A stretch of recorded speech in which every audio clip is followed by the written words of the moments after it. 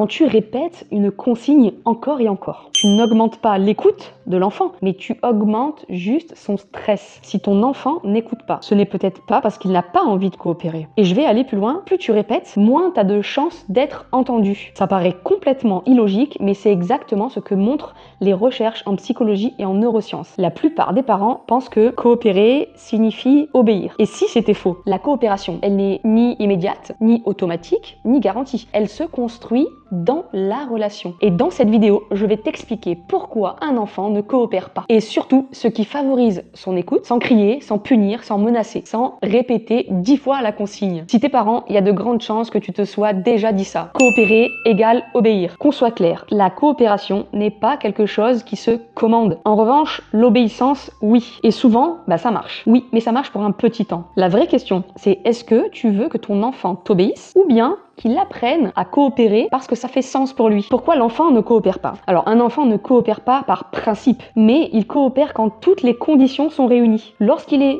en capacité d'écouter, lorsqu'il est attentif, qu'il est reposé, lorsque ses besoins physiologiques, affectifs sont remplis. Mais ce n'est pas toujours le cas. Les recherches en psychologie montrent que l'enfant coopère davantage lorsqu'il se sent en sécurité, lorsqu'il se sent compris, reposé et surtout lorsque la demande est claire et adaptée à son âge. Alors bien souvent, on demande à notre enfant d'à peine 5 ans, habille-toi, mets tes chaussures, lave-toi les dents, coiffe-toi, et tout ça bien souvent dans l'urgence parce qu'il est 7h45 et qu'on doit partir à l'école. Mais on oublie que son cerveau, il a déjà saturé au bout de la deuxième information. Alors c'est là qu'il décroche, il ne coopère plus et franchement, il a de quoi décrocher. Donc ce qui bloque souvent la coopération, ce sont les ordres. Le cerveau déteste recevoir des ordres. Pose-toi la question, est-ce que toi, tu aimes recevoir des ordres? Ensuite, on a les reproches, les menaces et les répétitions automatiques. Tout ça bloque la coopération de l'enfant. Pourquoi? Parce que répéter 10 fois la même chose, ça n'augmente pas sa motivation à faire cette chose, mais ça lui met la pression, ça le met sous stress. Des travaux sur la théorie de l'autodétermination montrent que la motivation intrinsèque chute dès que l'enfant se sent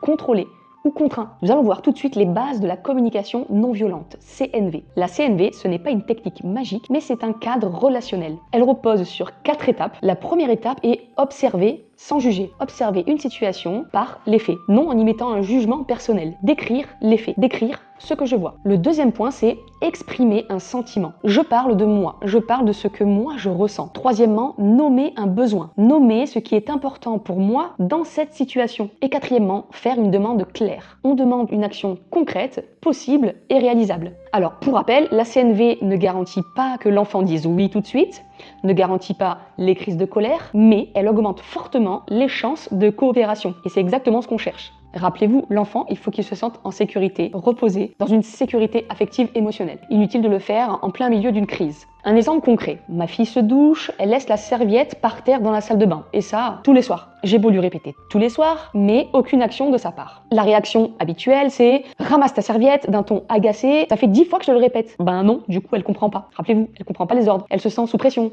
Elle se sent sous stress. Donc, inaction de sa part. Ce qu'on observe souvent après ça, c'est de l'opposition, de l'inaction, de la fuite. Alors, ce n'est pas parce que l'enfant est provocateur, mais parce que son cerveau perçoit une menace. Il est sous pression, il est sous stress. Donc, pas de coopération. Donc, reprenons la situation, mais avec la CNV, avec la communication non violente. Même situation, mais on change le cadre relationnel. Phase 1, observation, on décrit les faits. Je vois que la serviette est par terre. Phase 2, je parle de ce que je sens. Ça me dérange et ça m'agace. Phase 3, j'exprime un besoin. J'ai besoin que la salle de bain soit en ordre, rangée. Phase 4, la demande claire. Peux-tu mettre la serviette dans le panier maintenant? Alors, 2 points essentiels dans la communication non violente. Le ton de la voix compte autant que les mots qu'on emploie. Et l'enfant, il peut dire non, c'est pas magique. Alors si l'enfant dit non, ça ne veut pas dire qu'il a gagné, il faudra faire l'expérience plusieurs fois pour que ça se mette en place, et moi, au travers le ton de ma voix et les mots que j'ai employés et la technique de communication permettra le respect de la relation avec mon enfant. Le cadre est posé, mais autrement. Pourquoi la communication respectueuse, non violente, favorise la coopération? Concrètement,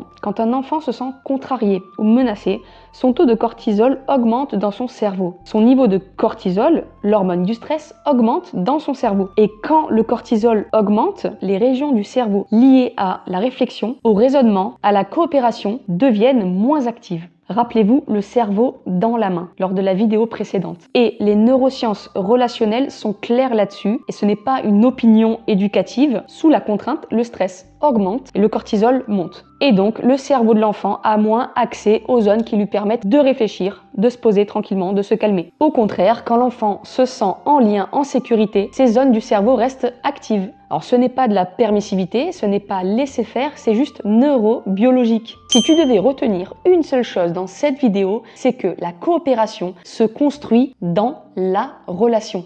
Dans une prochaine vidéo, on verra pourquoi un cadre clair fonctionne mieux que la punition. Et on verra comment poser ce cadre sécurisant sans menacer ni punir. Si tu as aimé cette vidéo, n'hésite pas à la partager tout autour de toi. Si tu veux voir ce que je propose en accompagnement pour les mamans, pour les enfants, n'hésite pas à me contacter ou à réserver un appel éclairage offert en description de cette vidéo. Souviens-toi que comprendre ne veut pas dire tout accepter, mais changer de regard, c'est déjà transformer la relation.